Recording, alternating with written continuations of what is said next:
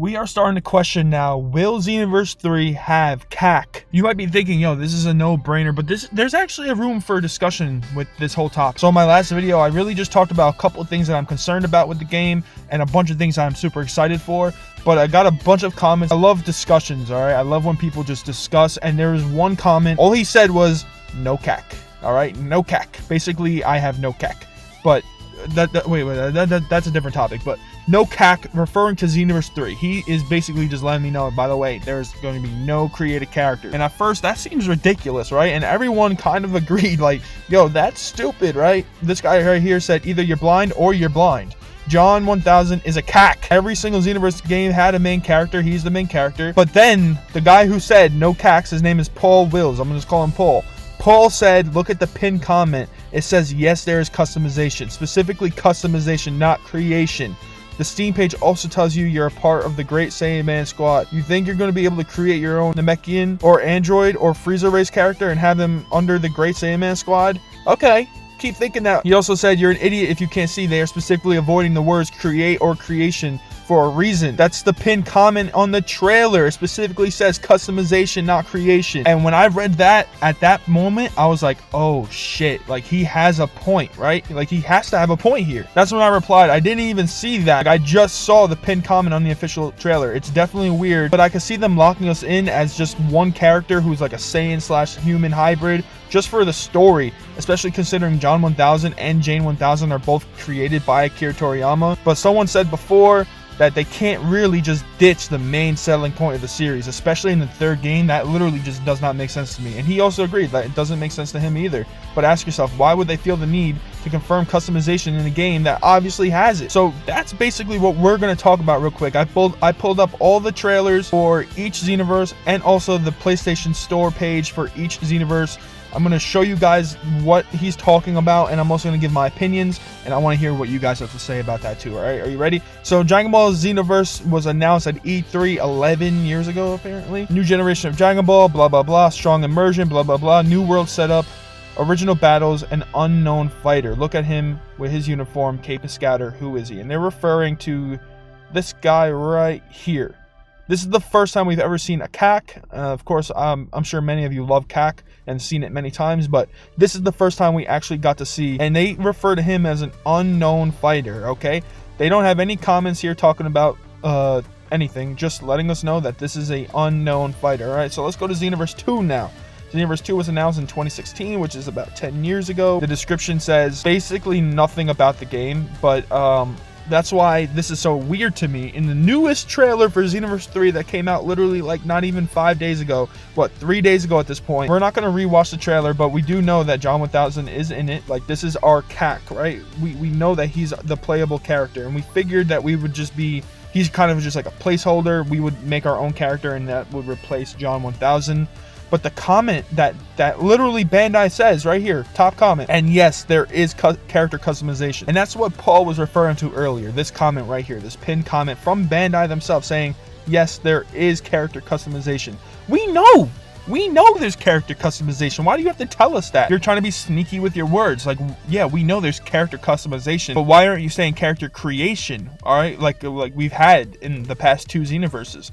Why just customization? Of course there has to be customization, right? So Paul is kind of saying that, yeah, we're going to be forced to play as John or Jane 1000, and we're going to be able to customize them and give them different uniforms, or give them different suits and drip, and give them different accessories, and probably give them, you know, their own build, like Ki Blast build or something like that. But you are stuck as John 1000. That's what he's trying to imply based off of this singular pinned comment. That's it. That's all. That's why we're making this video, because of one comment. And it's fair though to question it. You have to question this.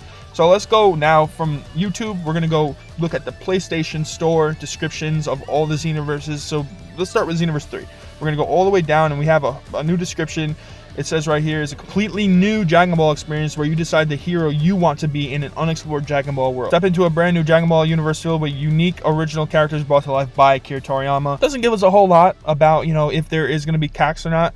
The most that I could gather from that is, like, once again, like, the world is going to be filled with characters that are created by literally Akira Toriyama. And this right here, where you decide to be the hero you want to be, why is it saying that? That's worded weirdly. They're definitely wording it a little weird.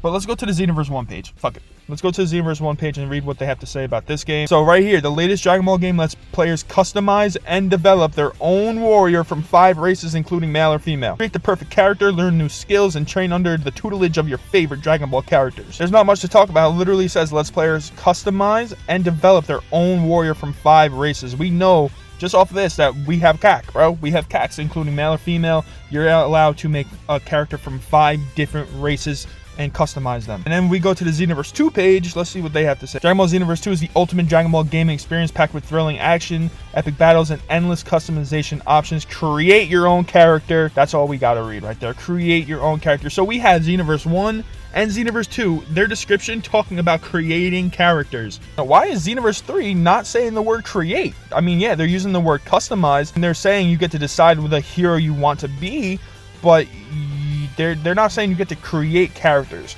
Now, this is just like a conspiracy theory at this point, because now I'm just going to give you my honest to God opinion. I love the discussion aspect of all this, but it has to be bullshit, right? There's pretty much only 2 options here to choose from. Either one, we're just overthinking and we need to just fucking wait, because it's been like 3 days since we've known that Xenoverse 3 is a real thing, and we're already just jumping to hella conclusions. It's fun to jump to conclusions, it's fun to talk, but they haven't had a chance to show us anything. These little game descriptions, I'm sure they're going to get edited and revamped when the game gets closer to coming out, or when the game comes out, they're probably going to rewrite the entire fucking thing. Or number 2, they really are just fucking changing the entire CAC system, and they're going to make us play as one hero, like John 1000 or Jane 1000, possibly just like a Super Saiyan / human hybrid for the entire story, which, I mean, yo, if they do that, that would be so weird. It just doesn't make sense to me, okay? And I'm gonna tell you why, all right? Ready? And it's just one word that a lot of people love it and a lot of people don't have it. It just comes down to money, bro. And this is why I don't think they're gonna change it. I think they're just wording it weirdly. I think people are getting too fucking speculatory, if that's even a word. Is that a fucking word? The number one thing in the world is just money, guys, all right? By keeping it all the same or just adding new races like the android or demon race, they just make more money, all right? You're gonna make more builds, you're gonna spend more money on leveling them up, and you're gonna play the game more. There's no reason they're going to get rid of the main money-making aspect of the game to just focus on the story of John 1000. They're not going to do that, okay?